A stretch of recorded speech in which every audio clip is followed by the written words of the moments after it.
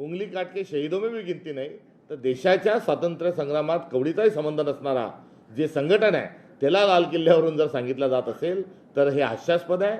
पण मात्र त्याच्या पलीकडे जाऊन पहिले देशाचे पंतप्रधान लाल किल्ल्यावरून देशाला संबोधित करणार म्हणजे काय बोलणार याकडे सर्वांचं लक्ष लागलेलं असायचं आणि पंतप्रधान जे बोलायचे तसंच व्हायचं.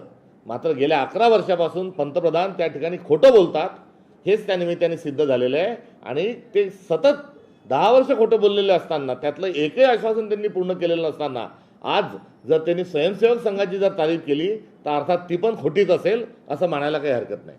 103 मिनिटांचं भाषण झालं. खरं तर यामध्ये कुठेही ट्रम्प यांचं नाव घेतलं नाही. अप्रत्यक्ष त्यांच्यावरती टीका करताना